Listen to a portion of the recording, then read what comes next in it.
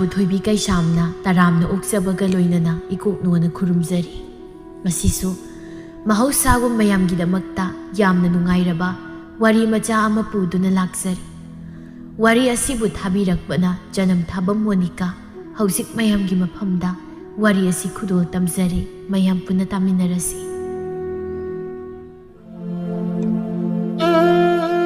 ꯇꯣꯝꯕꯤꯅꯧ ꯑꯍꯜ ꯃꯇꯝ ꯑꯣꯏꯔꯛꯄꯅ ꯃꯁꯥ ꯁꯣꯟꯖꯤꯜꯂꯛꯄꯅ ꯍꯧꯒꯠ ꯀꯥꯡꯈꯠ ꯉꯝꯗꯅ ꯃꯥꯒꯤ ꯐꯃꯨꯡ ꯑꯗꯨꯗ ꯌꯥꯇꯥꯗꯨꯅ ꯂꯩꯔꯝꯃꯤ꯫ ꯇꯣꯝꯕꯤꯅꯧ ꯃꯆꯥ ꯄꯤꯕ 3 ꯄꯣꯛꯄꯤ, ꯃꯆꯥ ꯄꯤꯕ 3ꯒꯤ ꯃꯃꯥꯅꯤ꯫ ꯂꯥꯏꯑꯣꯏꯈ꯭ꯔꯕ ꯃꯄꯨꯔꯣꯏꯕꯅ ꯊꯝꯕꯤꯔꯝꯕ ꯂꯟ ꯊꯨꯝ ꯂꯧ ꯏꯪꯈꯣꯜꯁꯤꯡ ꯑꯁꯤꯒꯤ ꯃꯍꯥꯛꯅ ꯃꯄꯨꯅꯤ꯫ ꯈꯨꯜ ꯂꯩꯀꯥꯏꯅ ꯃꯍꯥꯛꯄꯨ ꯂꯨꯈ꯭ꯔꯥꯕꯤ ꯁꯥꯃꯨ ꯂꯣꯏꯕꯤ ꯍꯥꯏꯅꯁꯨ ꯈꯪꯅꯩ꯫ ꯑꯗꯨꯕꯨ ꯑꯋꯥꯠꯄ ꯂꯩꯇ꯭ꯔꯕ ꯁꯦꯜ ꯄꯥꯏꯕꯗ ꯃꯃꯤꯡ ꯆꯠꯂꯤꯕ ꯇꯣꯝꯕꯤꯅꯧ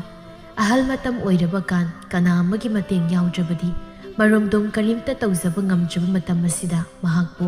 ꯃꯆꯥ ꯃꯃꯧꯁꯤꯡꯅ ꯍꯟꯅ ꯌꯦꯡꯕꯤꯔꯝꯗꯦ꯫ ꯃꯍꯥꯛꯀꯤ ꯃꯃꯧ 3ꯃꯛ ꯃꯅꯦꯝꯒꯤ ꯁꯦꯕꯥ ꯇꯧꯅꯤꯡꯗꯕꯤ, ꯃꯅꯦꯝꯕꯨ ꯅꯨꯡꯁꯤꯕ ꯉꯝꯗꯕꯤ, ꯊꯕꯛ ꯑꯃ ꯇꯧꯕ ꯃꯇꯝꯗ ꯂꯧꯇꯥꯟꯅꯗꯣꯏꯗ ꯇꯧꯔꯒ ꯂꯩꯕꯤ ꯃꯧ ꯉꯥꯛꯇ ꯑꯣꯏꯔꯝꯃꯤ꯫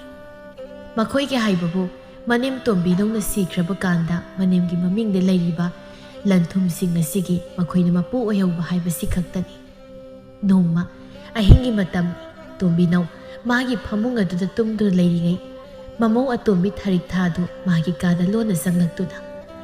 ꯃꯥꯒꯤ ꯀꯥꯗ ꯂꯩꯔꯤꯕ ꯁꯅꯥ ꯂꯨꯄꯥꯅ ꯆꯣꯟꯅ ꯌꯥꯎꯕ ꯎꯄꯨꯗꯨ ꯍꯥꯡꯅꯕ ꯂꯥꯛꯅꯔꯤ꯫ ꯃꯁꯤꯁꯨꯅꯦ ꯍꯥꯡꯕ ꯉꯝꯗꯦ꯫ ꯃꯁꯤꯒꯤ ꯍꯅꯨꯕꯤꯁꯤꯅ ꯎꯄꯨꯁꯤꯕꯨ ꯑꯁꯨꯛ ꯌꯥꯝ ꯆꯦꯛꯅ ꯁꯣꯜꯂꯣꯜꯂꯒ ꯊꯝꯂꯤꯕꯁꯤꯕꯨ ꯀꯔꯤꯒꯤꯅꯣ ꯍꯥꯏꯕꯅꯤꯗ꯫ ꯁꯅꯥ ꯂꯨꯄꯥꯒꯤꯗ ꯍꯨꯔꯥꯟꯒꯦ ꯇꯧꯕꯁꯦ ꯃꯥꯅ ꯁꯣ ꯆꯦꯠꯅ ꯂꯣꯟꯁꯤꯜꯂꯒ ꯍꯨꯔꯥꯟꯕ ꯌꯥꯗ꯭ꯔꯤꯕꯁꯦ ꯅꯠꯇꯦ ꯑꯩꯕꯨ ꯎꯄꯨꯁꯤꯕꯨ ꯀꯃꯥꯏꯅ ꯍꯥꯡꯗꯣꯛꯇꯣꯏꯅꯣ? ꯑꯩꯅꯗꯤ ꯃꯁꯤꯒꯤ ꯍꯅꯨꯕꯤꯁꯤꯅ ꯇꯨꯝꯂꯤꯉꯩꯁꯤꯗ ꯁꯅꯥ ꯂꯨꯄꯥ ꯍꯨꯔꯥꯟꯒꯦ ꯇꯧꯔꯒ ꯍꯦꯔꯥ ꯑꯩꯅ ꯉꯝꯅꯕ ꯎꯄꯨꯁꯦ ꯍꯦꯛꯇ ꯐꯛꯀꯥꯏꯈꯤꯗ꯫ ꯑꯁꯤ ꯍꯥꯏꯅ ꯎꯄꯨꯗꯨ ꯐꯛꯀꯥꯏꯅꯕ ꯂꯥꯛꯅꯩ꯫ ꯇꯥꯟꯖꯥꯗꯨꯗ ꯃꯧ ꯌꯥꯏꯃ ꯊꯝꯕꯥꯜꯁꯨ ꯂꯣꯟꯅ ꯈꯨꯅꯤꯡ ꯀꯥꯡꯗꯅ ꯀꯥꯗꯨꯗ ꯆꯪꯂꯛꯂꯝꯃꯤ꯫ ꯃꯥꯁꯨ ꯃꯅꯦꯝꯒꯤ ꯀꯥꯗ ꯂꯩꯔꯤꯕ ꯁꯅꯥ ꯂꯨꯄꯥ ꯁꯦꯜ ꯊꯨꯝꯅ ꯆꯣꯟꯅ ꯌꯥꯎꯕ ꯎꯄꯨ ꯑꯁꯤꯗꯒꯤ ꯁꯅꯥ ꯂꯨꯄꯥ ꯍꯨꯔꯥꯟꯕ ꯆꯪꯂꯛꯂꯤꯕꯅꯤ꯫ ꯑꯗꯨꯕꯨ ꯑꯃꯝꯕ ꯃꯔꯛ ꯑꯗꯨꯗ ꯃꯧ ꯑꯇꯣꯝꯕꯤ ꯊꯥꯔꯤꯛꯊꯥꯅ ꯎꯄꯨ ꯃꯃꯥꯡꯗ ꯂꯩꯔꯝꯕꯗꯨꯗ ꯃꯧ ꯌꯥꯏꯃ ꯊꯝꯕꯥꯜꯗꯨ ꯈꯪꯄ꯭ꯔꯦꯛ ꯈꯪꯏ꯫ ꯊꯥꯔꯤꯛꯊꯥꯁꯨ ꯂꯣꯟꯅ ꯍꯨꯔꯥꯟꯒꯦ ꯇꯧꯔꯤꯉꯩ ꯊꯝꯕꯥꯜ ꯆꯪꯂꯛꯄꯗꯨꯗ ꯃꯥꯁꯨ ꯈꯪꯂꯝꯃꯤ꯫ ꯏꯅꯥꯎ ꯀꯩꯅꯣ ꯑꯍꯤꯡꯁꯤꯗ ꯅꯪꯗꯤ ꯎꯄꯨ ꯃꯃꯥꯡꯁꯤꯗ ꯀꯩꯗꯧꯔꯝꯂꯤꯕ? ꯀꯩꯅꯣꯅꯤ ꯏꯆꯦ ꯌꯥꯏ, ꯎꯄꯨꯁꯦ ꯎꯐꯨꯜ ꯌꯥꯝ ꯊꯥꯡꯕ ꯑꯗꯨꯒꯤ ꯎꯐꯨꯜ ꯊꯥꯡꯉꯦ ꯍꯥꯏꯗꯅ ꯁꯨꯝ ꯀꯟꯊꯣꯛꯑꯝꯕ ꯑꯗꯣ ꯏꯆꯦ ꯌꯥꯏꯗꯤ ꯑꯍꯤꯡꯁꯤꯗ ꯀꯩꯗꯧꯕ ꯆꯪꯉꯛꯏꯅꯣ? ꯀꯩꯅꯣꯅꯤ ꯏꯃꯥꯅ ꯀꯧꯈꯤꯕ ꯃꯥꯜꯂꯦꯅ ꯀꯔꯤ ꯍꯥꯏꯒꯦꯅ ꯍꯪꯕ ꯆꯪꯂꯛꯄꯅꯤ꯫ ꯏꯃꯥꯗꯤ ꯏꯆꯦ ꯌꯥꯏꯕꯨ ꯀꯧꯈꯤꯗꯦꯅ ꯏꯃꯥꯗꯤ ꯉꯁꯥꯏꯗꯒꯤ ꯇꯨꯝꯃꯤ꯫ ꯍꯩꯃ ꯑꯩꯁꯨ ꯃꯪꯑꯣꯏ ꯍꯥꯑꯣꯏ ꯀꯧꯕ ꯑꯃ ꯇꯥꯈꯤꯅ ꯆꯪꯂꯛꯄꯅꯤ꯫ ꯍꯣ ꯐꯔꯦ ꯐꯔꯦ ꯀꯧꯗ꯭ꯔꯗꯤ ꯑꯗꯨ ꯅꯪꯕꯨ ꯂꯩꯍꯧꯈꯤꯗ꯭ꯔꯣ? ꯏꯆꯦ ꯂꯩꯅꯥꯎ ꯄꯨꯟꯅ ꯊꯣꯛꯃꯤꯟꯅꯈ꯭ꯔꯁꯤ ꯂꯥꯎꯗꯅ꯫ ꯍꯣꯏꯕ ꯍꯣꯏ ꯏꯆꯦ ꯌꯥꯏ ꯊꯣꯛꯑꯁꯤ꯫ ꯑꯁꯤ ꯍꯥꯏꯅ ꯃꯧ ꯌꯥꯏꯃꯒ ꯃꯧ ꯑꯇꯣꯝꯕꯤꯒꯗꯨ ꯃꯅꯦꯝꯒꯤ ꯀꯥꯗꯒꯤ ꯊꯣꯛꯈꯤ꯫ ꯉꯁꯥꯏꯗꯒꯤ ꯇꯨꯝꯊꯕ ꯌꯥꯗꯅ ꯃꯃꯧ ꯑꯅꯤꯒꯤ ꯃꯇꯧ ꯌꯦꯡꯂꯤꯕ ꯇꯣꯝꯕꯤꯅꯧ ꯃꯗꯣꯝ ꯑꯁꯨꯝꯅ ꯍꯥꯏꯖꯩ꯫ ꯁꯛꯇꯥ ꯊꯤ ꯑꯅꯤꯁꯦ ꯍꯨꯔꯥꯟꯕ ꯐꯪꯗꯗꯅ ꯄꯨꯂꯞ ꯍꯧꯅꯔꯒ ꯊꯣꯛꯈ꯭ꯔꯦꯅꯦ꯫ ꯃꯣꯏꯅ ꯈꯜꯂꯤꯕꯣ ꯑꯩꯒꯤ ꯎꯄꯨꯁꯦ ꯇꯔꯥꯏꯅ ꯍꯦꯛꯇ ꯐꯛꯀꯥꯏꯕ ꯉꯝꯒꯅꯤ ꯁꯤꯅꯤꯅꯦ꯫ ꯉꯝꯁꯨ ꯉꯝꯃꯣꯏꯗꯕꯗ꯫ ꯇꯥꯟꯖꯥꯗꯨꯗ ꯃꯧ ꯑꯍꯜ ꯊꯥꯔꯣꯗꯨ ꯃꯅꯦꯝꯒꯤ ꯀꯥꯗ ꯆꯪꯂꯛꯂꯝꯃꯤ꯫ ꯍꯧꯖꯤꯛꯇ ꯃꯧ ꯌꯥꯏꯃꯒ ꯃꯧ ꯑꯇꯣꯝꯕꯤꯒ ꯊꯣꯛꯈꯤꯕꯗ ꯉꯥꯏꯔꯤ ꯃꯧ ꯑꯍꯜꯁꯤ ꯑꯃꯨꯛ ꯆꯪꯂꯛꯏꯅꯦ꯫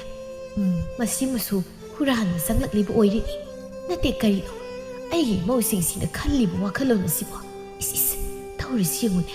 ꯐꯤꯕꯝ ꯃꯇꯥꯁꯤꯒ ꯎꯄꯨꯒꯁꯦ ꯐꯛꯀꯥꯏꯗꯣꯏꯒꯤꯒꯁꯨ ꯇꯧꯔꯤꯌꯦ꯫ ꯊꯥꯔꯣ ꯃꯥꯗꯤ ꯃꯅꯦꯝꯅ ꯃꯥꯕꯨ ꯌꯦꯡꯂꯤ ꯍꯥꯏꯕ ꯈꯪꯖꯄꯣꯟꯇꯦ꯫ ꯃꯅꯦꯝꯒꯤ ꯁꯅꯥ ꯂꯨꯄꯥ ꯌꯥꯎꯕ ꯎꯄꯨ ꯑꯗꯨ ꯐꯛꯀꯥꯏꯅꯕ ꯀꯟꯅ ꯂꯥꯛꯅꯔꯤ꯫ ꯑꯩꯁ ꯌꯥꯗꯦꯅꯦ ꯁꯤꯗꯤ ꯐꯛꯀꯥꯏꯕꯒ ꯉꯝꯗꯦ ꯍꯥꯏ ꯋꯥꯅꯤ꯫ ꯅꯨꯃꯤꯠ ꯈꯨꯗꯤꯡꯒꯤ ꯑꯩꯅ ꯎꯄꯨꯁꯦ ꯑꯃꯨꯛꯇ ꯐꯛꯀꯥꯏꯕ ꯉꯝꯕ ꯍꯥꯏꯗꯅ ꯂꯥꯏ ꯈꯨꯔꯨꯝꯂꯤꯕꯁꯦ ꯂꯥꯏꯅ ꯊꯧꯖꯥꯟꯕꯤꯗ꯭ꯔ ꯃꯥꯜꯂꯤ꯫ ꯎꯄꯨꯁꯦ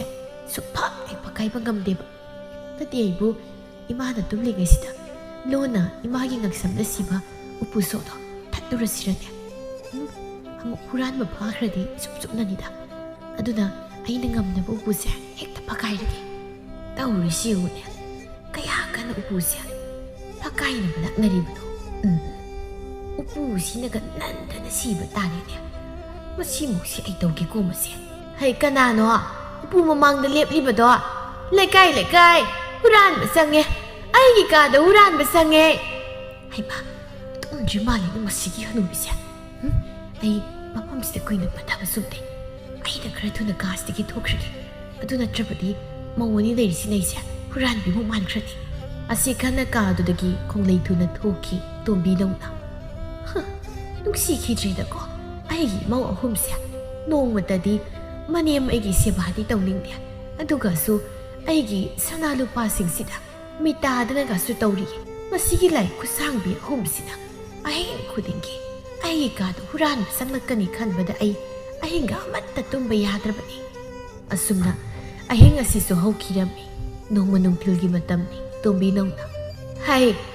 ꯅꯈꯣꯏꯕꯨ ꯀꯅꯥꯀꯅꯥ ꯂꯩꯒꯦ ꯑꯩꯕꯨ ꯏꯁꯤꯡ ꯈꯖꯤꯛꯇ ꯊꯛꯀꯦꯅꯦ ꯍꯩ ꯃꯧ ꯑꯍꯜ ꯃꯧ ꯌꯥꯏꯃ ꯃꯧ ꯑꯇꯣꯝꯕꯤ ꯅꯣꯏꯕꯨ ꯇꯥꯕ꯭ꯔꯅꯦ ꯑꯩꯕꯨ ꯈꯅꯥꯎꯁꯤ ꯈꯧꯒꯪꯅꯔꯦ ꯏꯁꯤꯡ ꯈꯖꯤꯛꯇ ꯊꯛꯀꯦꯅꯦ ꯅꯣꯏꯕꯨ ꯃꯅꯦꯝꯅ ꯀꯧꯔꯤꯕꯗꯨ ꯃꯧ ꯑꯍꯨꯝꯗꯨ ꯇꯥꯔꯤꯕꯅꯤ ꯑꯗꯨꯕꯨ ꯃꯈꯣꯏꯗ ꯅꯠꯇꯕꯒꯨꯝ ꯇꯥꯁꯤꯟꯅꯗꯕꯤ ꯃꯥꯒꯤ ꯀꯥꯗ ꯇꯨꯝꯗꯨꯅ ꯂꯩꯔꯝꯃꯤ ꯑꯩꯅ ꯀꯧꯔꯤꯕꯁꯤꯕꯨ ꯃꯣꯏ ꯀꯅꯥꯝꯇ ꯇꯥꯗꯕ ꯖꯥꯠꯂꯅꯦ ꯑꯁꯤ ꯍꯥꯏꯅ ꯇꯣꯝꯕꯤꯅꯧ ꯁꯣꯔ ꯑꯁꯥꯡꯕ ꯑꯃ ꯍꯣꯟꯗꯣꯛꯇꯨꯅ ꯇꯥꯅ ꯈꯨꯝꯂꯛꯇ꯭ꯔꯤꯕ ꯑꯣꯏꯔꯤꯅꯤ ꯑꯣꯟꯊꯣꯛꯅꯁꯨ ꯂꯥꯏꯕꯛ ꯊꯤꯈ꯭ꯔꯦꯗ ꯇꯣꯝꯕꯤꯅꯧ ꯑꯩꯁꯦ ꯏꯆꯥ ꯏꯃꯧ ꯑꯁꯨꯛ ꯌꯥꯝꯅ ꯂꯩꯕꯕꯨ ꯏꯁꯤꯡ ꯈꯨꯌꯥ ꯑꯃ ꯐꯥꯎꯕ ꯄꯤꯊꯛꯅꯕ ꯃꯤ ꯂꯩꯇꯦꯅꯦ ꯏꯃꯧꯁꯥ ꯅꯈꯣꯏ ꯅꯕꯨꯛꯆꯦꯜꯁꯨ ꯐꯠꯃꯟꯗꯦꯀꯣ ꯅꯈꯣꯏꯁꯨ ꯅꯕꯨꯛꯆꯦꯜ ꯐꯠꯃꯟꯗꯦ ꯍꯥꯏꯔꯤꯕꯁꯤꯅꯤ ꯀꯗꯥꯏꯗꯒꯤ ꯐꯠꯇꯕꯗꯒꯤ ꯐꯠꯇꯕꯤ ꯃꯧ ꯉꯥꯛꯇ ꯍꯧꯅꯔꯒ ꯄꯨꯂꯞ ꯍꯦꯛ ꯑꯩꯒꯤ ꯌꯨꯝꯁꯤꯗ ꯃꯧ ꯑꯣꯏꯁꯤꯜꯂꯕꯅꯤꯅ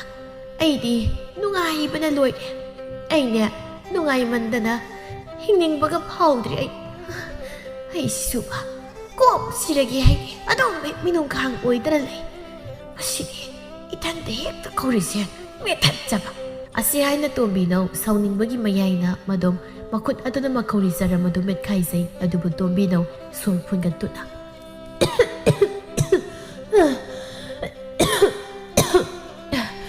ꯑꯁ ꯁꯤꯔꯝꯅꯤꯗ ꯏꯊꯟꯇ ꯈꯧꯔꯤ ꯃꯦꯠꯈꯥꯏꯖꯕꯁꯤꯁꯨ ꯋꯥꯏꯅꯦ ꯑꯁꯤ ꯍꯥꯏꯅ ꯁꯣꯔ ꯑꯁꯥꯡꯕ ꯑꯃ ꯍꯣꯟꯗꯣꯛꯇꯨꯅ ꯃꯣꯏ ꯃꯄꯥ ꯅꯪꯕꯨ ꯂꯥꯏꯔꯝꯂꯦꯟꯗ ꯀꯝꯗꯧꯔꯤꯒꯦ ꯅꯅꯥꯏ ꯅꯨꯄꯤ ꯑꯩꯒꯤ ꯏꯇꯧꯁꯦ ꯅꯪꯕꯨ ꯌꯦꯡꯕ ꯉꯝꯂꯤꯕ꯭ꯔꯣ ꯑꯩꯁꯦ ꯅꯪꯒꯤ ꯅꯅꯥꯛꯇ ꯂꯥꯛꯅꯤꯡꯂꯦ ꯃꯣꯏ ꯃꯄꯥ ꯌꯥꯔꯗꯤ ꯑꯁꯤꯕꯒꯤ ꯂꯥꯏꯗꯣ ꯑꯩꯒꯤ ꯅꯥꯛꯇ ꯈꯔ ꯊꯨꯅ ꯑꯃꯨꯛꯇ ꯊꯥꯕꯤꯔꯛꯑꯣ ꯅꯪꯗꯤ ꯂꯥꯏꯔꯝꯂꯦꯟꯗ ꯂꯩꯔꯕꯅꯤꯅ ꯑꯁꯤꯕꯒꯤ ꯂꯥꯏꯗꯨꯁꯨ ꯈꯪꯅꯔꯝꯂꯅꯤ ꯑꯗꯨꯅ ꯑꯃꯨꯛꯇ ꯑꯩꯕు ꯂꯧꯕꯤꯔꯨꯁꯨ ꯍꯥꯏꯗꯅ ꯋꯥꯅꯣꯝꯕ ꯑꯩ ꯃꯐꯝꯁꯤ ꯂꯩꯅꯤꯡꯗ꯭ꯔꯦ ꯑꯩ ꯌꯥꯝ ꯋꯥꯔꯦ ꯑꯁꯤ ꯍꯥꯏꯅ ꯇꯣꯝꯕꯤꯅꯧꯗꯨ ꯑꯃꯨꯛ ꯄꯦꯟꯗꯅ ꯀꯞꯂꯤ ꯅꯨꯃꯤꯗꯥꯡꯒꯤ ꯃꯇꯝꯅꯤ ꯃꯧ ꯑꯍꯜ ꯊꯥꯔꯣ ꯑꯗꯨ ꯃꯣꯟꯗꯥ ꯅꯨꯡꯉꯥꯏꯅ ꯌꯦꯟ ꯊꯣꯡꯂꯤ ꯇꯣꯝꯆꯧꯅ ꯋꯥ ꯃꯅꯝꯁꯤꯗꯤ ꯍꯥꯎꯗꯧ ꯃꯥꯟꯕ꯭ꯔꯣ ꯃꯥꯜꯂꯤ ꯆꯥꯛꯀ ꯈꯪꯂꯥꯝꯃꯤꯛ ꯂꯥꯝꯃꯤ ꯅꯨꯄꯤ ꯑꯗꯣ ꯃꯣꯏ ꯇꯥꯆꯧ ꯆꯥꯛ ꯆꯥꯗ꯭ꯔꯤꯉꯩ ꯏꯟꯁꯥꯡ ꯊꯣꯡꯕꯁꯦ ꯏꯄꯥꯝꯗ ꯈꯖꯤꯛꯇ ꯊꯤꯟꯕꯤꯔꯨꯁꯣ ꯅꯨꯃꯤꯗꯥꯡꯁꯤꯗꯕꯣ ꯅꯨꯃꯤꯗꯥꯡ ꯑꯣꯏꯔꯒ ꯀꯩꯗꯧꯔꯒꯦ ꯇꯜꯂꯤꯉꯝꯃꯣꯏ ꯍꯥꯏꯔꯣ ꯅꯪꯒꯤꯁꯦ ꯍꯥꯏꯗꯦꯍꯦ ꯅꯪꯁꯤ ꯆꯥꯎꯒꯠꯈꯤꯕꯁꯤꯅ ꯑꯩꯅ ꯇꯜꯂꯤꯉꯝꯃꯣꯏ ꯍꯥꯏꯕꯁꯨ ꯅꯠꯇꯕꯁꯤꯗ ꯀꯗꯥꯏꯅꯣ ꯇꯦꯡꯀꯣꯠ ꯑꯃꯗ ꯈꯥꯏꯗꯣ ꯑꯩ ꯁꯠ ꯊꯤꯜꯂꯨꯔꯒꯦ ꯍꯣꯏ ꯑꯗꯨ ꯅꯨꯄꯤ ꯏꯟꯁꯥꯡꯗꯣ ꯑꯩꯈꯣꯏ ꯌꯥꯏꯃꯍꯣꯏꯒ ꯑꯇꯣꯝꯕꯍꯣꯏꯒꯒꯤꯗꯤ ꯄꯤꯔꯣꯏꯗ꯭ꯔꯣ ꯄꯤꯔꯣꯏ ꯀꯩꯗꯧ ꯄꯤꯗꯣꯏꯅꯣ ꯃꯣꯏꯒꯤ ꯏꯟꯁꯥꯡ ꯑꯍꯥꯎꯕ ꯊꯣꯡꯕꯗꯅ ꯅꯣꯡꯃꯇ ꯑꯩꯈꯣꯏꯗ ꯄꯤꯔꯛꯇ꯭ꯔꯒ ꯀꯩꯗꯧꯕꯒꯤ ꯑꯩꯈꯣꯏꯅ ꯑꯄꯪ ꯊꯧꯅꯥ ꯁꯥꯗꯅ ꯏꯟꯁꯥꯡ ꯄꯤꯗꯣꯏꯅꯣ ꯃꯣꯏꯗ ꯄꯤꯗꯣꯏ ꯁꯔꯨꯛ ꯑꯩ ꯂꯣꯏ ꯆꯥꯊꯣꯛꯀꯦ ꯍꯣꯏ ꯆꯥꯎ ꯅꯪ ꯂꯣꯏ ꯆꯥꯊꯣꯛ ꯑꯗꯣ ꯏꯃꯥꯒꯤ ꯆꯥꯛꯇꯤ ꯀꯝꯗꯧꯕ ꯃꯧ ꯑꯇꯣꯝꯕꯤꯒꯤ ꯄꯥꯂꯤ ꯇꯥꯕꯅꯤ ꯃꯥꯅ ꯃꯥꯏ ꯄꯤꯖꯔꯁꯅꯤ ꯑꯁꯤ ꯍꯥꯏꯅ ꯊꯥꯔꯣ ꯏꯟꯁꯥꯡ ꯑꯊꯣꯡꯕꯗꯨ ꯇꯦꯡꯀꯣꯠ ꯑꯆꯧꯕ ꯑꯃꯗ ꯈꯥꯏꯗꯣꯛꯏ ꯁꯤꯁꯦ ꯏꯟꯁꯥꯡꯁꯦ ꯏꯄꯥꯝꯒꯤ ꯏꯃꯥ ꯄꯥꯕꯒꯤ ꯑꯃꯨꯛꯇ ꯊꯤꯟꯕꯤꯔꯨꯁꯣ ꯆꯥꯛ ꯆꯥꯕꯅ ꯍꯥꯜꯂꯝꯗꯅ ꯊꯣꯛꯄ ꯇꯥꯔꯦ ꯍꯣꯏ ꯑꯩ ꯁꯠ ꯆꯦꯜꯂꯒ ꯊꯤꯟꯕꯤꯔꯨꯔꯒꯦ ꯑꯁꯤ ꯍꯥꯏꯅ ꯇꯣꯝꯆꯧ ꯅꯨꯃꯤꯗꯥꯡ ꯑꯗꯨꯗ ꯃꯥꯒꯤ ꯅꯨꯄꯤꯒꯤ ꯃꯄꯥꯝꯗ ꯃꯅꯦꯝ ꯑꯃꯗꯤ ꯃꯀꯨꯒꯤ ꯏꯟꯁꯥꯡ ꯊꯤꯟꯕ ꯆꯠꯈꯤ ꯅꯨꯄꯤ ꯃꯄꯥꯝꯒꯤꯅꯤꯕ ꯍꯥꯏꯔꯕꯗꯤ ꯇꯣꯝꯆꯧ ꯑꯁꯤ ꯊꯋꯥꯏ ꯌꯥꯝꯅ ꯌꯥꯎꯖꯕ ꯅꯨꯄꯥ ꯑꯃꯅꯤ ꯁꯣꯝꯗꯅ ꯃꯧ ꯌꯥꯏꯃ ꯑꯃꯗꯤ ꯃꯄꯨꯔꯣꯏꯕ ꯇꯣꯝꯌꯥꯏꯗꯣ ꯆꯥꯛ ꯆꯥꯔꯤ ꯅꯨꯄꯤ ꯑꯩꯅ ꯊꯣꯡꯕ ꯏꯟꯁꯥꯡꯗꯨꯕꯨ ꯀꯝꯗꯧꯒꯦ ꯍꯥꯎꯕ ꯌꯥꯗ꯭ꯔꯕꯣ ꯌꯥꯏꯗ ꯌꯥꯝ ꯍꯥꯎꯏ ꯅꯨꯄꯥ ꯑꯩꯒꯤ ꯅꯨꯄꯥꯗꯅꯤ ꯆꯥꯛ ꯏꯟꯁꯥꯡ ꯊꯣꯡꯕ ꯍꯩꯕ ꯅꯪꯅ ꯑꯗꯨꯃꯥꯏꯅ ꯍꯥꯏꯔꯛꯄꯗꯣ ꯑꯩꯗꯤ ꯌꯥꯝ ꯍꯔꯥꯎꯏ ꯅꯨꯄꯤ ꯏꯟꯁꯥꯡꯁꯦ ꯈꯔꯒ ꯍꯥꯞꯊꯔꯒꯦ ꯑꯁꯤ ꯍꯥꯏꯅ ꯇꯣꯝ ꯌꯥꯏ ꯅꯨꯄꯥ ꯑꯃ ꯑꯣꯏꯕꯒꯤ ꯃꯥꯒꯤ ꯅꯨꯄꯤꯒꯤ ꯑꯋꯥꯠ ꯑꯄꯥ ꯌꯦꯡꯕꯤꯗꯨꯅ ꯁꯦꯕꯥ ꯇꯧꯔꯤ ꯁꯣꯝꯗꯁꯨ ꯃꯧ ꯑꯇꯣꯝꯕꯤ ꯑꯃꯗꯤ ꯇꯣꯝꯆꯥꯗꯨ ꯆꯥꯛ ꯆꯥꯕ ꯇꯣꯛꯂꯗꯨꯅ ꯇꯣꯝꯆꯥꯅ ꯃꯥꯒꯤ ꯅꯨꯄꯤꯅ ꯆꯥꯕꯒꯤ ꯂꯨꯈꯥꯛ ꯁꯥꯒꯣꯝꯕꯗꯨ ꯁꯦꯡꯖꯤꯜꯂꯤ ꯇꯣꯝꯆꯥꯁꯤꯁꯨ ꯌꯥꯝꯅ ꯃꯔꯝ ꯃꯣꯛꯄ ꯅꯨꯄꯥ ꯃꯈꯜ ꯑꯃꯅꯤ ꯇꯣꯝꯆꯥꯁꯨ ꯃꯌꯥꯝ ꯑꯅꯤꯒ ꯆꯥꯡꯗꯝꯅꯕꯗ ꯊꯣꯏꯅ ꯅꯣꯞꯇꯕ ꯅꯨꯄꯤꯒꯤ ꯈꯨꯗꯣꯝꯕꯤ ꯃꯇꯣꯜꯗ ꯇꯣꯡꯕꯗ ꯌꯥꯝꯅ ꯀꯟꯅ ꯃꯥꯡꯖꯤꯜ ꯊꯥꯒꯠꯂꯛꯂꯤꯕ ꯃꯤꯁꯛ ꯑꯃꯅꯤ ꯅꯨꯄꯤ ꯀꯣꯟꯁꯤꯁꯨ ꯑꯩ ꯐꯦꯡꯉꯨ ꯍꯥꯏꯔꯤꯔꯣ ꯐꯦꯡꯗꯣꯛꯂꯨꯔꯣ ꯀꯩꯁꯨꯝ ꯌꯥꯝꯕꯁꯨ ꯅꯠꯇꯕꯗꯨꯕꯨ ꯍꯣꯏ ꯑꯩ ꯐꯦꯡꯂꯨꯔꯒꯦ ꯑꯗꯣ ꯏꯃꯥꯒꯤ ꯆꯥꯛꯇꯤ ꯍꯩꯃꯥ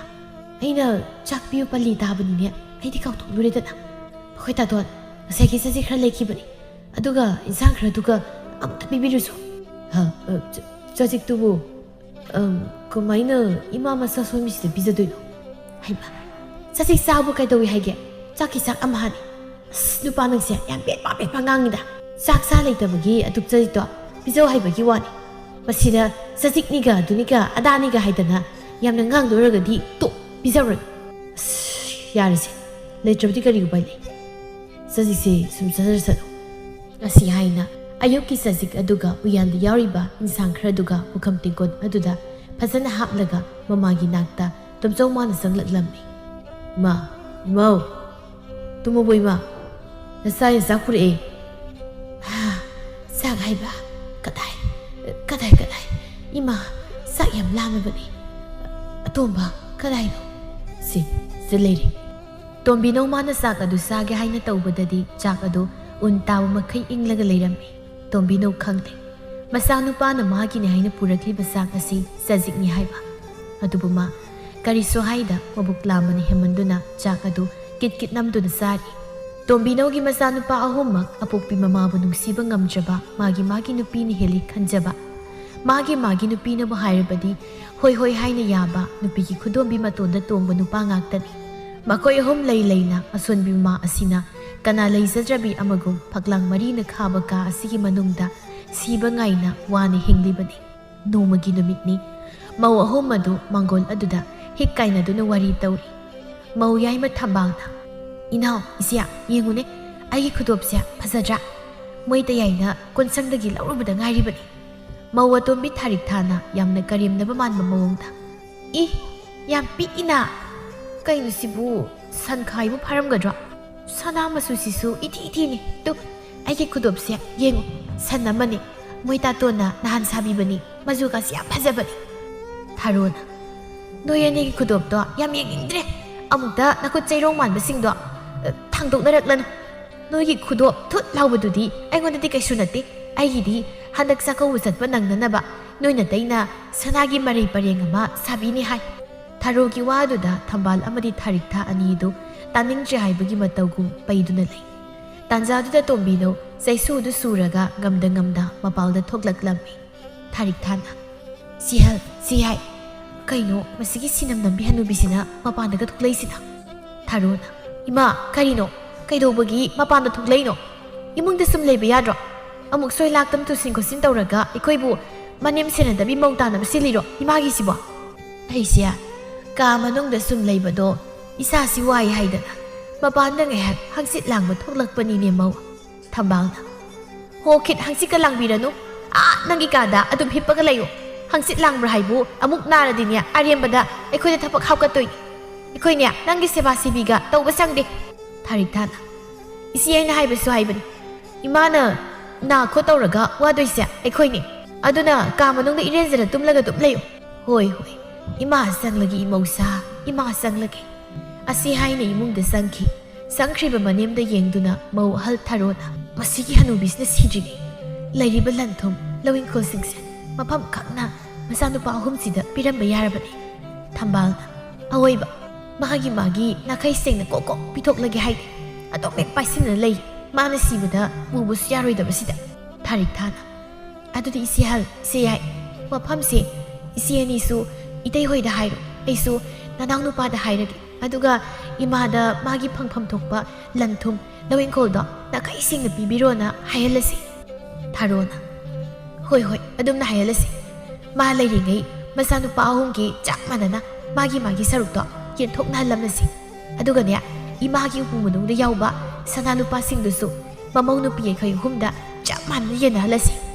asumna numit asigi numidangni Tombinaugi masa mamau sing adu pulap haunaraga Tombinaugi kada sanglaklammi makhoi ahum sanglakpada ubada Tombinau madom asumna khanjai karino moi pulap aigi kada sanga isina nati moi gisibu moi masel manaraga aibu hatauri bazala pangki de kiri ni aidi isa imo apaba phabi ngaktani na tomchauda ima ngasidi ma da wam tawduk sake kari wa no soba atai kari chunate da hausikti ima su yam sunjile ngasi ayeng tamba ngam manate aduna imana lairingai nasapi bai khoi humgi phangkhom thokpa lanthum lawing kholdo imana yen thokpiro haijariba kariba nama aise si daurabani na aina si jingai noi noi gi lanthum do yen thokpiro ba onthok na nung sire da ko imagi bungo nong matadi ima nang sonjile ngasi ayeng tamba ngamdre aduna nasai khoina imagi pena ba seba tawzage haina di haide aduga su aina si jingai lanthum yen thokpiro ka gaidana tharona haima moita songna haisida kariya kaiba yauge imana si jingai nasa singi phangpham thokpa lanthum do nakai seng yen thokpiro haibani kai tom yaina ima ta songna haisu haibani imana lairingai ekhoi gi phifam thokpa lanthum do sasat bibiro tombinau karimta khumde tuminanga wakhal khalli aduga asumna tapna hairaklammi lairiba lawing khol lanthum singsia aina nakoi ahumda amatta piroi layoi khraba na pabungna aigine haina thanamba ngaktani aduna noidadi aina yetum matonda pakpa lairik machet amata phaw piroi manemgi waduda mawhumdu phrangekta saugatli tharona hera kaino daima ikui bungona thambiramliba lanthum singsia masa singini masida imana piroi hairaga hekti yaba nate Tarik thana aduni haise mama mambagi lanthum haisidi masa singini masida imana piroi gaidan nati lanthum singse imana sibda puge hairibro thambalna kanadi ima nasa singi phangpham thokpa lanthum do sasat piyo sibda puba su yaroi daba lanthum singse imana paisilaga sok thamlaga kai kana doino nati imagi se imana sibda puge gaidana khalibra haiba khande da sibda bu karamna aina lanthum sana lupa singsia puraga satoino adumna puraga satpa yarabadi amatta bu thanam loina puraga satkani ha kari baiba ha kaishum haide sum waribu ai wa haike munna taw noi mayapta aina sangyeng ama tawgani aina tawriba sangyeng asi mai pakpa ngamba miduda aina lairiba lantu law ingkhon sana lupa singse loina pigani tomsa ha kari karma sangyeng haisiba atai kari sunateda nakhoi mayamgi manungda khwaidagi manem mama aibu nungsina luna tawba aigi seba tawbiba aigi pukningbu pelhanba ngamba isai mauda aina lairiba lanthum singase loina sinaramlage da khalliba tombinaugi wadu tabada matai manau singadu amana amada yengnai aina hairibasi munna khalo lairiba lanthumse saruk ahum thokna yenarabadi nakhoi karisu yamna phanglaroi aduna aigi seba penaba tawraga aibu pelhanba ngamba misaktuna lairiba lanthum law inkhol singsiki mapu oihobadu da phatro tombinaugi waduda masa mamung singadu magi thokpa juza tawduna wa tanari tombinau nokfet tawna masa mamung singi matawadu yengdi bikukragi tungda tomsauna ma ai namong nupigi mapawnga munna wa tanaragoina haijarak tom yainam ima aisu namong yaimagi mamaga phasana wa tanakiki aduga imana haribu wado yaba ngamni ngamloido hairak tom saso ima aisu agi imaga kupna wa tanaraki aduga hairak asi hairamlaga masa mamong singadu kadudagi thoki tombinauna aigi isa nupa ahumsia kayada nupi mapamba lumna lawzaribadu yegune masini aphaba ningol ma wa haibado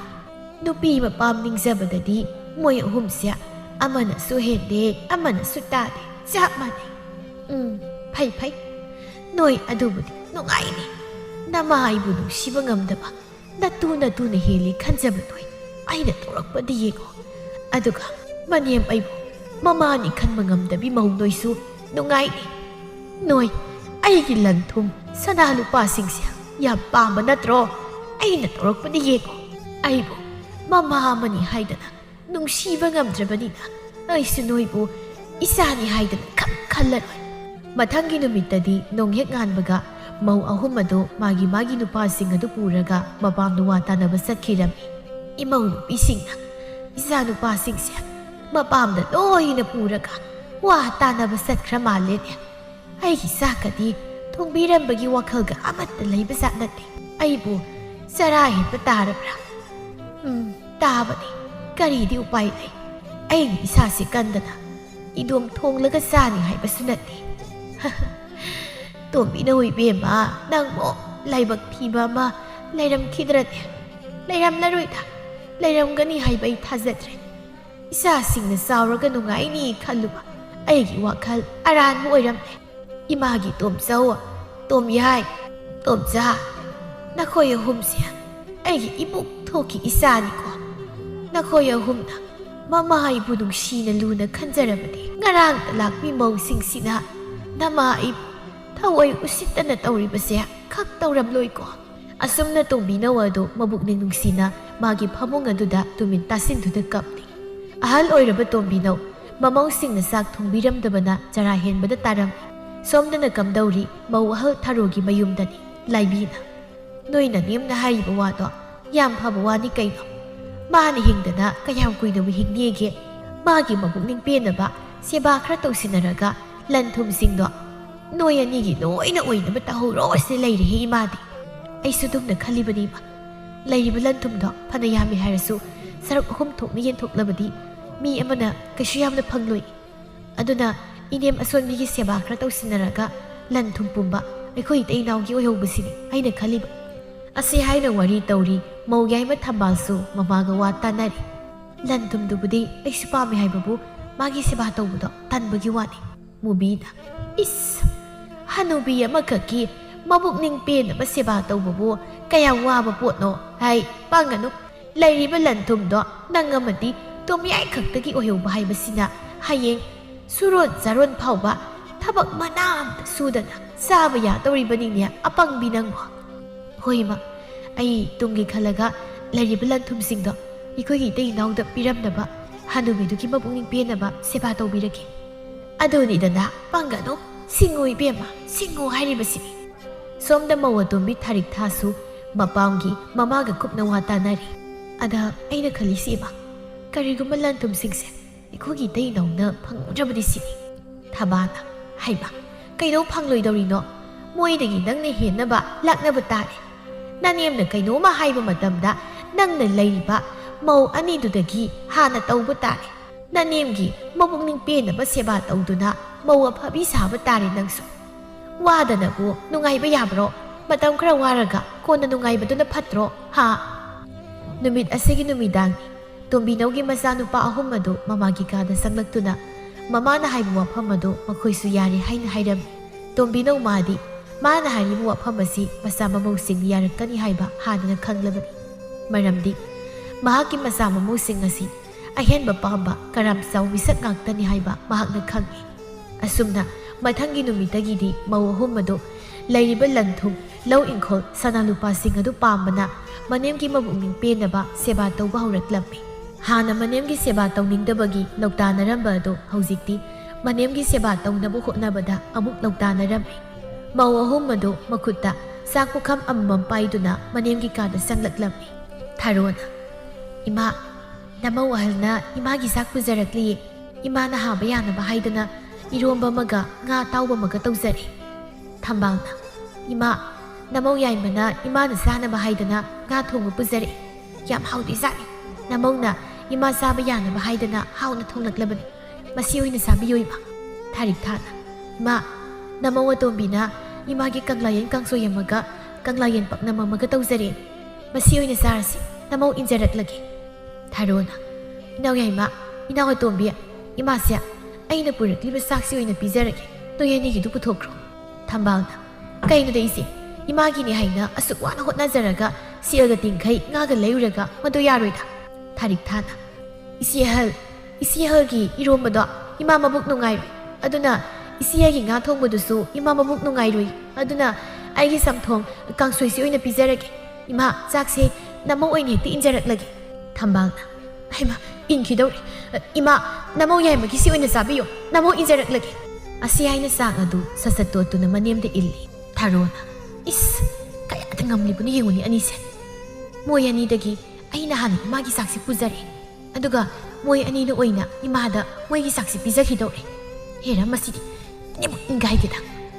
가이나니 이시야 미부 헥테 일리시부 가이기노 아두니 하이시 인상가시야 너희나 하이도이 하이완 이시하기시야 떠오기야오나 떠오보마 야우리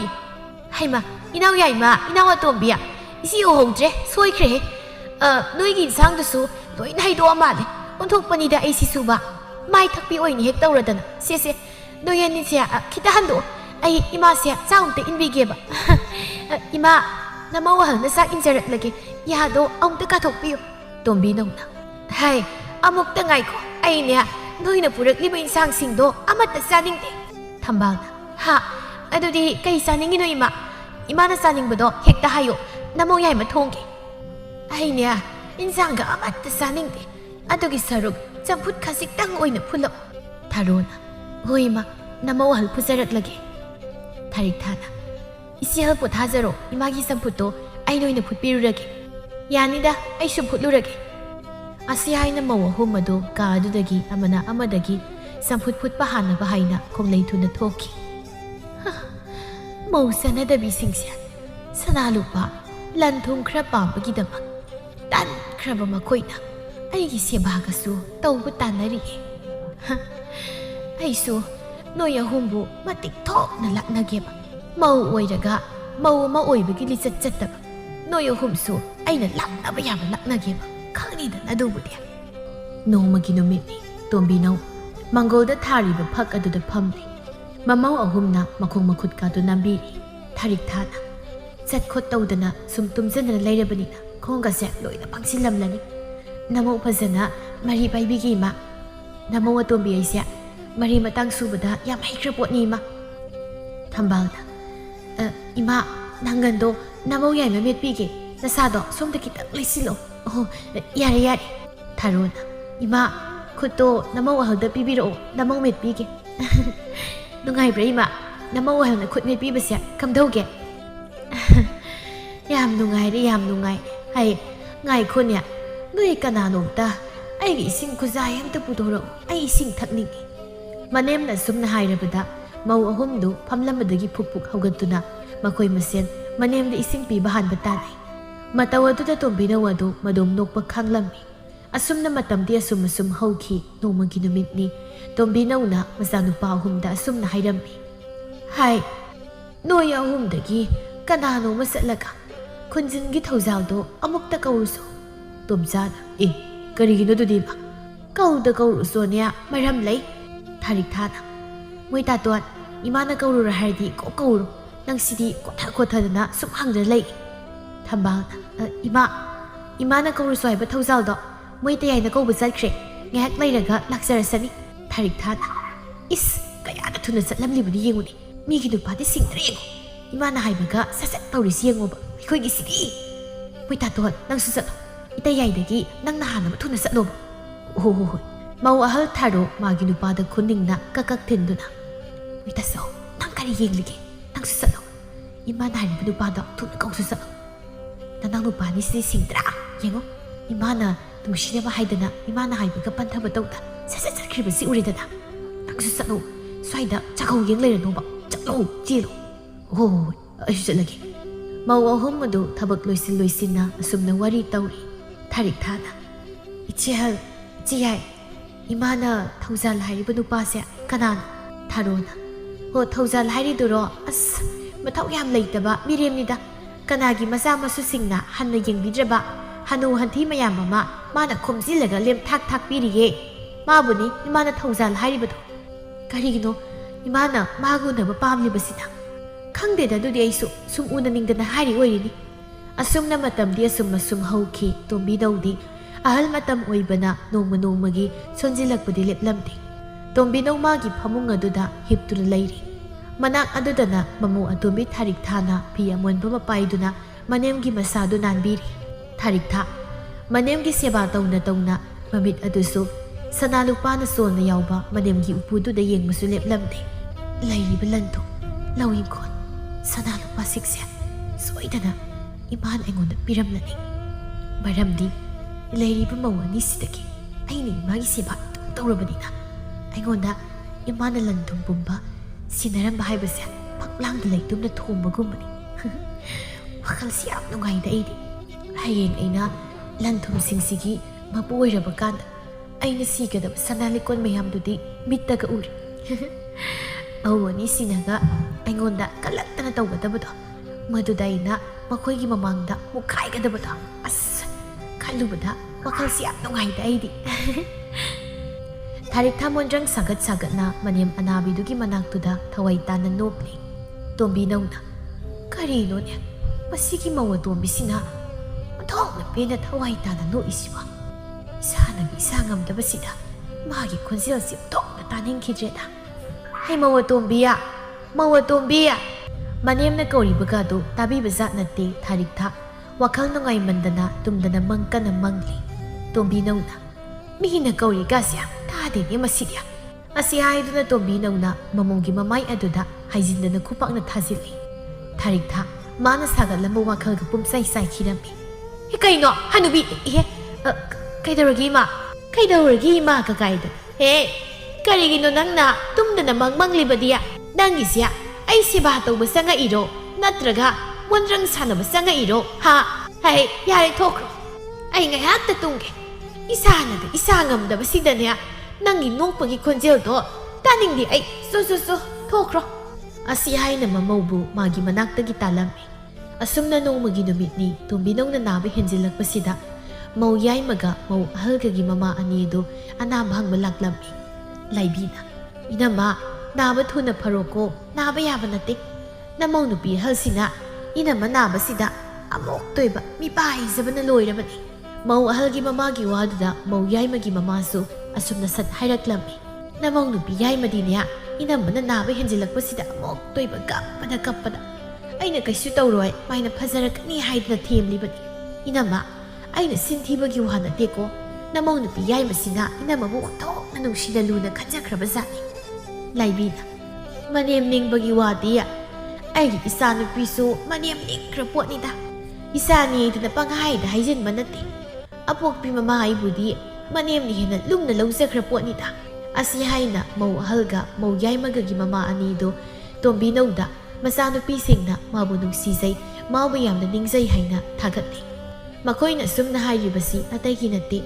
tombinauna moigi masasing adubu nungsinaba magi lanthumsing adu moigi masasingda piramnaba haina tawribani. Adubu makoigi tatpumba khanglaba tombinau madi nupa anidugi waduda taningdraduna madum asumna sonjai tahabada wasilai. Nati moigi sibu ai anaba hangba lakira natraga masanupi singsia thagatba lakiraiba masanupi sakta singsina yamna phaba manem aibu yamna nungsibiba oiradi phai moina ngangja sarisi taning tabada nari aidi. Laibina inama ado inama bu kari saningi nasalna inama na saningbado leijaramge. Mubina haibiyo inama na saningbado nakhutna thinbiyo nasalna leijaramge.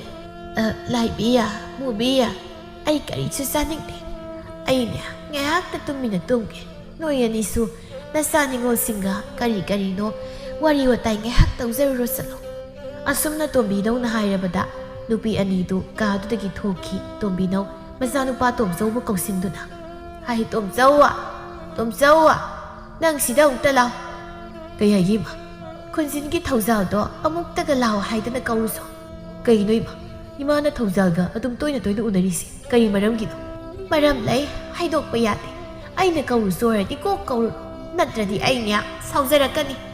Mamana asumna hairabada tomsau thawjal hariba nupadu amuk kauba satki. Asumna tombinauna thawjal hariba misak asibu kauduna adumak toina maga unarami. Masa mamawna maram hanglabasu tombinau mana kariso hairamdi. ꯑꯁꯨꯝꯅ ꯃꯇꯝꯒꯤ ꯈꯣꯡꯆꯠꯅ ꯂꯦꯞꯄ ꯂꯩꯇꯅ ꯆꯠꯈꯤꯕꯅ ꯇꯣꯝꯕꯤꯅꯧ ꯑꯗꯨ ꯑꯃꯥꯏꯕꯅ ꯃꯇꯝ ꯊꯥꯗꯨꯅ ꯂꯩꯔꯝꯃꯤ꯫ ꯇꯣꯝꯕꯤꯅꯧꯅ ꯑꯁꯤ ꯑꯁꯪꯒꯤ ꯂꯪꯗꯥꯏꯗ ꯂꯩꯔꯕ ꯀꯥꯟ ꯑꯁꯤꯗ ꯃꯃꯧ ꯅꯨꯄꯤ ꯑꯍꯨꯝ ꯑꯗꯨ ꯃꯪꯈꯦꯜ ꯂꯥꯡꯕ ꯍꯧꯔꯛꯂꯝꯃꯤ꯫ ꯍꯌꯦꯡ ꯍꯪꯆꯤꯠ ꯁꯤꯅꯤ ꯍꯥꯏꯕꯁꯨ ꯇꯝꯕ ꯉꯝꯗ꯭ꯔꯦ, ꯑꯗꯨꯒ ꯃꯥꯅ ꯑꯩꯈꯣꯏ ꯑꯍꯨꯝꯒꯤ ꯃꯅꯨꯡꯗ ꯃꯥꯒꯤ ꯃꯕꯨꯛꯅꯤꯡ ꯄꯦꯜꯍꯟꯕ ꯉꯝꯕ ꯃꯤꯗ ꯂꯟ ꯊꯨꯝ ꯄꯨꯡꯕ ꯁꯤꯟꯅꯅꯤ ꯍꯥꯏꯔꯒ ꯑꯩꯈꯣꯏ ꯃꯩ ꯍꯥꯏꯗꯅ ꯇꯨꯃꯤꯟ ꯂꯩꯁꯤꯟꯈ꯭ꯔꯦ꯫ ꯇꯗꯤ ꯃꯥꯒꯤꯁꯤꯕꯨ ꯑꯩꯈꯣꯏꯗ ꯄꯪꯁꯤꯔꯒ ꯃꯥꯒꯤ ꯁꯦꯕꯥ ꯇꯧꯍꯜꯂꯤꯔ ꯍꯥꯏꯕ꯫ ꯊꯝꯕꯥꯜꯅ ꯑꯩꯗꯤꯅꯦ ꯃꯗꯨ ꯃꯥꯟꯁꯤꯜꯂꯛꯏ꯫ ꯃꯥꯒꯤ ꯁꯦꯕꯥ ꯇꯧꯅꯕ ꯍꯥꯏꯅ ꯑꯩꯈꯣꯏꯗ ꯃꯥꯅ ꯇꯥꯠꯇꯧꯕ ꯃꯥꯟꯁꯤꯜꯂꯛꯏ꯫ ꯊꯥꯔꯤꯛ ꯊꯥꯅ ꯍꯦꯔꯥ, ꯍꯅꯨꯕꯤ ꯃꯥꯅ ꯑꯩꯈꯣꯏꯕꯨ ꯑꯄꯪꯕ ꯁꯤꯕꯗꯤ ꯌꯥꯔꯣꯏ꯫ ꯍꯧꯖꯤꯛꯃꯛ ꯑꯩꯈꯣꯏ ꯑꯍꯨꯝꯒꯤ ꯃꯅꯨꯡꯗ ꯃꯥꯒꯤ ꯁꯦꯕꯥ ꯇꯧꯕꯗ ꯃꯥꯅ ꯈ꯭ꯋꯥꯏꯗꯒꯤ ꯃꯕꯨꯛꯅꯤꯡ ꯄꯦꯟꯕ ꯃꯤꯗꯨꯗ ꯂꯟ ꯊꯨꯝ ꯂꯧ ꯏꯪꯈꯣꯜꯁꯤꯡꯒꯤ ꯆꯦ ꯆꯥꯡꯗꯣ ꯁꯤꯟꯅꯧ ꯍꯥꯏꯗꯅ ꯍꯥꯏꯔꯨꯁꯤ ꯂꯥꯛꯑꯣ꯫ ꯍꯥꯏꯔꯨꯔꯁꯤ꯫ ꯍꯅꯨꯕꯤ ꯃꯥꯅꯒ ꯑꯩꯈꯣꯏꯗ ꯑꯄꯪꯕ ꯁꯤꯕ ꯑꯣꯏꯔꯝꯂꯕ ꯃꯥ ꯃꯣꯟꯅ ꯅꯝꯂꯒꯅꯦ ꯍꯥꯠꯇꯣꯛꯀꯗꯕꯅꯤ ꯌꯦꯡꯉꯣ꯫ ꯍꯥꯠꯇꯣꯛꯀꯗꯕꯅꯤ꯫ ꯃꯥꯅ ꯑꯩꯈꯣꯏꯕꯨ ꯑꯄꯪꯕ ꯁꯤꯕ ꯌꯥꯕ꯭ꯔꯗꯣ? ꯑꯩꯅꯦ ꯅꯣꯏꯅ ꯑꯇꯩ ꯀꯧꯔꯨꯈꯤꯒꯦ꯫ ꯅꯣꯏꯁꯨ ꯅꯣꯏꯒꯤ ꯅꯄꯨꯔꯣꯏꯕꯁꯤꯡꯗꯣ ꯀꯧꯅꯔꯛꯑꯣ꯫ ꯇꯣꯝꯆꯥꯅ ꯏꯇꯩꯃꯍꯜ ꯑꯃꯨꯛꯇ ꯉꯥꯏꯈꯣꯗ꯫ ꯏꯃꯥꯁꯤ ꯉꯁꯤ ꯍꯌꯦꯡ ꯇꯝꯕ ꯉꯝꯗ ꯂꯩꯔꯤꯉꯩꯁꯤꯗ ꯂꯟ ꯊꯨꯝꯒꯤ ꯋꯥ ꯍꯧꯗꯣꯛꯄꯗꯣ ꯀꯌꯥ ꯅꯨꯡꯉꯥꯏꯔꯣꯏꯗ꯫ ꯑꯣ ꯀꯔꯤꯅꯣ ꯃꯣꯏ ꯇꯥꯇꯣꯟ? ꯃꯣꯏ ꯇꯥꯇꯣꯟꯅ ꯀꯔꯤ ꯈꯪꯒꯦ? ꯉꯁꯤ ꯍꯌꯦꯡ ꯇꯝꯕ ꯉꯝꯗꯕꯒꯤꯅꯤ ꯑꯩꯈꯣꯏꯅ ꯍꯧꯖꯤꯛ ꯍꯦꯛꯇ ꯂꯟ ꯊꯨꯝꯒꯤ ꯋꯥ ꯍꯧꯗꯣꯛꯇꯣꯏꯁꯦ꯫ ꯅꯣꯏꯅ ꯃꯥꯁꯤꯅ ꯑꯩꯈꯣꯏ ꯑꯍꯨꯝꯒꯤ ꯃꯅꯨꯡꯗ ꯃꯥꯒꯤ ꯁꯦꯕꯥ ꯈ꯭ꯋꯥꯏꯗꯒꯤ ꯐꯖꯅ ꯇꯧꯕ ꯃꯤꯗ ꯂꯟ ꯊꯨꯝꯁꯤꯡꯁꯦ ꯂꯣꯏꯅ ꯄꯤꯅꯤ ꯍꯥꯏꯔꯒ ꯇꯨꯃꯤꯟꯅ ꯂꯩꯁꯤꯟꯕꯁꯦ ꯑꯩꯈꯣꯏꯕꯨ ꯃꯥꯅ ꯑꯄꯪꯕ ꯁꯤꯔꯒ ꯃꯥꯒꯤ ꯁꯦꯕꯥ ꯇꯧꯍꯜꯂꯤꯕ ꯅꯠꯇ꯭ꯔꯣ? ꯑꯗꯨꯗꯤ ꯁꯨꯡꯌꯥ ꯌꯥꯔꯣꯏꯕ ꯑꯩꯈꯣꯏꯁꯨ꯫ ꯑꯩꯈꯣꯏꯅ ꯋꯥꯅ ꯃꯥꯒꯤ ꯁꯦꯕꯥ ꯇꯧꯔꯤꯗꯣ ꯑꯔꯦꯝꯕ ꯇꯥꯍꯟꯕꯗꯤ ꯁꯨꯡꯌꯥ ꯌꯥꯔꯣꯏꯕ꯫ ꯑꯗꯨꯅꯅꯦ ꯅꯝꯗꯅ ꯍꯧꯖꯤꯛꯃꯛ ꯑꯩꯈꯣꯏ ꯑꯍꯨꯝꯒꯤ ꯃꯅꯨꯡꯗ ꯈ꯭ꯋꯥꯏꯗꯒꯤ ꯃꯥꯅ ꯃꯕꯨꯛꯅꯤꯡ ꯄꯦꯟꯕꯤꯕ ꯁꯦꯕꯥꯔꯤꯗꯣ ꯑꯗꯨꯗ ꯂꯟ ꯊꯨꯝ ꯂꯧ ꯏꯪꯈꯣꯜꯁꯤꯡꯒꯤ ꯆꯦ ꯆꯥꯡꯗꯣ ꯁꯤꯟꯅꯍꯟꯗꯣꯏꯅꯤ꯫ ꯊꯝꯕꯥꯜꯅ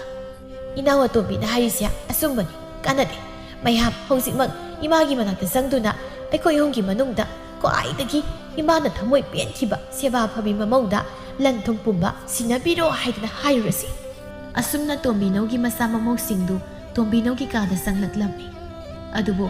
ꯃꯈꯣꯏꯅ ꯀꯥꯗꯨꯗ ꯆꯪꯂꯛꯄꯗꯗꯤ ꯇꯣꯝꯕꯤꯅꯧ ꯑꯗꯨ ꯊꯋꯥꯏꯒ ꯍꯛꯆꯥꯡꯒ ꯈꯥꯏꯅꯗꯨꯅ ꯊꯋꯥꯏ ꯌꯥꯎꯗ꯭ꯔꯕ ꯍꯛꯆꯥꯡ ꯄꯣꯂꯥꯡ ꯑꯗꯨ ꯃꯌꯥ ꯂꯥꯎꯅ ꯀꯥꯗꯨꯅ ꯐꯃꯨꯡ ꯃꯊꯛ ꯑꯗꯨꯗ ꯌꯥꯇꯥꯗꯨꯅ ꯂꯩꯔꯝꯃꯤ꯫ ꯅꯆꯥꯎ ꯇꯌꯥꯏ, ꯏꯃꯥꯁꯤ ꯀꯩꯅꯣꯝꯃ ꯇꯧ ꯂꯩꯔꯝꯃꯤ꯫ ꯇꯣꯝꯆꯧꯅ ꯀꯔꯤ ꯃꯇꯧꯅꯣ ꯁꯤꯗꯤ? ꯏꯃꯥꯁꯤꯗꯤ ꯑꯩꯈꯣꯏꯕꯨ ꯊꯥꯗꯣꯛꯇꯨꯅ ꯆꯠꯈ꯭ꯔꯦꯗꯅ꯫ ꯑꯁꯨꯝꯅ ꯇꯣꯝꯕꯤꯅꯧꯒꯤ ꯊꯋꯥꯏ ꯌꯥꯎꯗ꯭ꯔꯕ ꯍꯛꯆꯥꯡ ꯑꯗꯨꯕꯨ ꯃꯆꯥ ꯃꯃꯧꯁꯤꯡꯅ ꯃꯊꯧ ꯃꯉꯝ ꯄꯥꯡꯊꯣꯛꯄꯤꯔꯝꯃꯤ꯫ ꯈꯨꯜ ꯂꯩꯀꯥꯏꯒꯤ ꯃꯤꯁꯤꯡꯁꯨ ꯇꯣꯝꯕꯤꯅꯧꯒꯤ ꯑꯁꯤꯕ ꯍꯪꯕ ꯂꯥꯛꯂꯝꯃꯤ꯫ ꯇꯣꯝꯕꯤꯅꯧꯒꯤ ꯃꯃꯧ ꯅꯨꯄꯤ ꯑꯍꯨꯝ ꯑꯗꯨ ꯂꯩꯀꯥꯏꯒꯤ ꯑꯁꯤꯕ ꯍꯪꯕ ꯂꯥꯛꯄ ꯃꯤꯁꯤꯡ ꯑꯗꯨꯒꯤ ꯃꯃꯥꯡꯗ ꯃꯅꯦꯝꯕꯨ ꯅꯨꯡꯁꯤꯕ ꯁꯥꯗꯨꯅ ꯀꯞꯂꯤ꯫ ꯊꯝꯕꯥꯜꯅ ꯏꯃꯥꯗꯣ ꯃꯃꯧ ꯑꯩꯉꯣꯟꯗ ꯑꯩꯅ ꯊꯣꯡꯕ ꯉꯥ ꯆꯥꯅꯤꯡꯉꯤ ꯍꯥꯏꯗꯅ ꯍꯥꯏꯔꯝꯕꯅꯦ, ꯑꯗꯨꯕꯨꯅꯦ ꯑꯩꯅ ꯏꯃꯥꯅ ꯆꯥꯅꯤꯡꯂꯤꯕ ꯉꯥꯗꯣ ꯄꯤꯖꯕ ꯅꯪꯗ꯭ꯔꯤꯉꯩ ꯏꯃꯥꯗꯤ ꯑꯩꯈꯣꯏ ꯃꯌꯥꯝꯕꯨ ꯊꯥꯗꯣꯛꯇꯨꯅ ꯆꯠꯈ꯭ꯔꯦ꯫ ꯏꯃꯥ ꯅꯪ ꯑꯃꯨꯛꯇ ꯍꯜꯂꯛꯈꯨꯑꯣ꯫ ꯏꯃꯥꯅ ꯆꯥꯅꯤꯡꯉꯤ ꯍꯥꯏꯕ ꯉꯥꯗꯣ ꯅꯃꯧꯅ ꯊꯣꯡꯂꯒ ꯏꯃꯥꯕꯨ ꯑꯃꯨꯛꯇ ꯄꯦꯟꯅꯕ ꯄꯤꯖꯒꯦ꯫ ꯏꯃꯥ ꯅꯪ ꯑꯃꯨꯛꯇ ꯍꯜꯂꯛꯈꯨꯑꯣ꯫ ꯊꯥꯔꯣꯅ ꯏꯅꯥꯎ ꯌꯥꯏꯃ ꯇꯣꯛꯎꯁꯤ, ꯀꯞꯂꯅꯨ꯫ ꯑꯩꯈꯣꯏꯅ ꯀꯞꯄꯁꯤ ꯎꯔꯒ ꯏꯃꯥꯒꯤ ꯊꯋꯥꯏꯅ ꯅꯨꯡꯉꯥꯏꯔꯔꯣꯏ, ꯇꯣꯛꯑꯣ꯫ ꯑꯗꯨꯒꯤ ꯁꯔꯨꯛ ꯑꯁꯤꯕ ꯍꯪꯕ ꯂꯥꯛꯂꯤꯕ ꯏꯅꯦꯈꯣꯏ ꯏꯗꯣꯟꯈꯣꯏꯒꯤ ꯀꯔꯤꯗꯣ ꯆꯥꯅꯕ ꯄꯨꯊꯣꯔꯛꯑꯣ꯫ ꯏꯁ ꯃꯥꯗꯤ ꯄꯨꯊꯣꯛꯄ ꯌꯥꯗꯕꯗꯧꯅ ꯑꯩꯉꯣꯟꯗꯒ ꯑꯃꯨꯛ ꯄꯥꯈꯣꯟ ꯁꯤꯖꯤꯜꯂꯛꯏ꯫ ꯑꯗꯨꯏꯗꯤ ꯑꯩꯁꯨ ꯑꯗꯨꯝ ꯀꯞꯂꯒ ꯂꯩꯒꯦ꯫ ꯍꯣꯏ ꯏꯃꯥ, ꯅꯃꯧꯕꯨ ꯀꯔꯤ ꯑꯣꯏꯔꯁꯤꯒꯦ? ꯏꯃꯥ ꯅꯪꯕꯨ ꯑꯃꯨꯛꯇ ꯍꯜꯂꯛꯈꯣꯕ ꯍꯥꯏꯅ ꯃꯅꯦꯝꯕꯨ ꯀꯧꯗꯨꯅ ꯀꯞꯂꯤ꯫ ꯃꯇꯧ ꯑꯗꯨꯗ ꯑꯁꯤꯕ ꯍꯪꯕ ꯂꯥꯛꯄ ꯃꯈꯣꯏ ꯅꯨꯄꯤ ꯑꯅꯤ ꯑꯍꯨꯝꯗꯣ ꯃꯈꯣꯏ ꯃꯁꯦꯟ ꯇꯨꯃꯤꯟ ꯆꯤꯔꯣꯟ ꯇꯧꯅꯩ꯫ ꯀꯞꯂꯤꯅꯦ ꯇꯧꯔꯤꯁꯤ ꯌꯦꯡꯉꯣ, ꯃꯄꯤꯗꯤ ꯁꯨꯛꯇꯥ ꯇꯥꯗꯦꯕ꯫ ꯑꯗꯨꯅꯤ ꯍꯥꯏꯁꯦ, ꯀꯞꯁꯤꯟꯅꯗꯗꯤ ꯌꯥꯗꯕꯗꯧꯅ꯫ ꯑꯣ ꯑꯗꯨꯕꯨꯗꯤ ꯃꯤꯌꯥꯝ ꯃꯥꯡꯗ ꯃꯅꯦꯝ ꯅꯨꯡꯁꯤꯕ ꯁꯥꯔꯤꯕꯅꯤꯗꯅ꯫ ꯑꯁꯨꯝꯅ ꯍꯥꯏꯅꯔꯤꯉꯩ ꯀꯗꯣꯝꯗꯒꯤꯅꯣ ꯈꯪꯗ ꯃꯧ ꯑꯇꯣꯝꯕꯤ ꯊꯥꯔꯤꯛ ꯊꯥꯗꯣ ꯀꯞꯇꯨꯅ ꯊꯣꯛꯂꯛꯂꯝꯃꯤ꯫ ꯏꯃꯥ, ꯅꯃꯧꯕꯨ ꯀꯅꯥꯅ ꯁꯤꯟꯅꯔꯝꯕꯒꯦ? ꯀꯔꯤꯒꯤꯅꯣ ꯏꯃꯥꯅ ꯅꯃꯧꯕꯨ ꯊꯥꯗꯣꯛꯇꯨꯅ ꯆꯠꯂꯤꯕ? ꯅꯃꯧꯅ ꯏꯃꯥꯒꯤ ꯁꯦꯕꯥ ꯃꯇꯣꯂꯣꯝꯅ ꯇꯧꯕ ꯉꯝꯈꯤꯗ꯭ꯔꯦ꯫ ꯃꯗꯨꯒꯤꯗꯃꯛ ꯅꯃꯧ ꯑꯩꯕꯨ ꯋꯥꯔꯧꯕꯤꯒꯅꯨꯀꯣ ꯏꯃꯥ꯫ ꯑꯩꯈꯣꯏꯕꯨ ꯌꯨꯝꯗ ꯍꯜꯂꯧꯕꯅ ꯐꯗꯧ ꯃꯥꯟꯁꯤꯜꯂꯛꯏꯅꯦ꯫ ꯁꯛꯇꯥꯁꯤꯡꯁꯤ ꯎꯕꯗ ꯌꯥꯝ ꯋꯥꯔꯦ꯫ ꯍꯣꯏ, ꯌꯨꯝꯗ ꯍꯜꯂꯧꯕꯅ ꯐꯔꯅꯤ꯫ ꯃꯄꯤ ꯁꯨꯛꯇꯥ ꯇꯥꯗꯅ ꯀꯞꯄꯁꯤ ꯎꯕꯗ ꯃꯤꯠꯁꯤ ꯅꯥꯔꯦ꯫ ꯑꯁꯨꯝꯅ ꯅꯨꯄꯤꯁꯤꯡ ꯑꯗꯨ ꯆꯠꯂꯒꯦ ꯍꯥꯏꯔꯝꯗꯨꯅ ꯆꯠꯈꯤꯔꯝꯃꯤ꯫ ꯃꯈꯣꯏꯅ ꯍꯦꯛ ꯆꯠꯈꯤꯕꯒ ꯅꯨꯄꯤꯁꯤꯡ ꯑꯗꯨꯅ ꯑꯁꯤꯕ ꯍꯪꯕ ꯂꯥꯛꯄꯗ ꯄꯨꯔꯛꯄ ꯌꯨꯕꯤ ꯂꯐꯣꯏꯁꯤꯡ ꯑꯗꯨ ꯃꯥꯒꯤ ꯀꯥꯗ ꯁꯠ ꯄꯨꯁꯤꯟꯈꯤ꯫ Ngayaki matung Tombinaw ni hehek magi manakta kauba thaujal hariba nupa adusu asiba hangba laklammi. Tomsau tomyai amadi tomsado thaujalga phamduna wari tauri. Imabukna ikhoi meyam thadoktuna chakhiba haibase. Ikhoi meyamgi laibak thibani. Tomsauna mani buko imado masa ikhoigi damak yamna wajaraklabani. Kari haidoino khangdrida taurise. Magi matam yoroktanabudi tauribani haibabu. Ikhoidi ima kobani sihaningdine. Imabokna masigi malemase thadoktuna chakhrabsu imabokti aikoi meyamgi mafamda siba naidana tungi mirolna imabokpu adumuk sona hauragani imabokti puksel sawbini hausiki matamda imabok kumbidi atangbini tomchana ha imabok asengmani imabok mu puksel sawbi masigi malemasida leiramgani haiba nanau thazadi aina linkhatliba kana leizajaba yungi maza masu sing inthok piraba laibak thiraba ahalsigi sanglin aduda imabokna magi lantum pumba kathok pirami thaujalgi wa aduda makhoi sing adu ngakna amana amada yengnei tom yaina ibungo thauja kaino ne nang haribudu imanabu lairibai khoigi lantum singsi loina kana leizajaba ahalsingi mufamda kathoklamni haiba hoyamba imabokna magi mingde leiba lantum pumba kana leizajaba ahalsigi mafamda kathoklamni masida sunatana yamlaba sana lupa kaya masu khudol tawbirami maram masida imaboki mitam mama nanauna aigi sanglina duda sagi haina khani imaboki lana thoram yawjibi imaboki mitamda sajagi haidana nanauna khanjari asi aina thauja wa kaya ngangai adubu makhoi sing adudi thaujalgi wa adu tarubadagi tarang ichat chattuna mangduna leinari ngahaki matung thaujalsu sakhirami thaujalna satkrabada mau ahum aduna manemgi kada thamba sanalupa sona yawbu upudu phakaiduna yenglammi adubu sanalupa amata yaramdabada natana law ingkolgi se sangsu amata leiramdabaduda nupi ahum dudi makokta makhut haptuna leimai aduda git pham thakirammi tharona kariga ngasi aina tariba uri mayamsibo nate aigi sibu mangla mangoiramlabadi onthokna nungai khrani da koide Thambalna loiridana ide aina khalurisiga oirak iba matausiga pura tayona ba haidu oire haiwa nati aduk yam sanalupa lawing khol singdubu as ai hab chaida ai hab chai haribasini ai tharik thana masigi hanubise yam phatta hanubi manai khoibu apang masiduna magi seba tawhan aduga lanthum pumbana mingonda loina kathoklam nati mana khalibasibu karino as pamokhridako sanalupa lawing khol singda asi haina pendana taksi soli tomsau tomyai amadi tomsasu mamana makhogi lanthum pumba kana leizajraba halsingi mafamda kathoklam masida pendana kaptuna mamabu kauduna wakatni asumna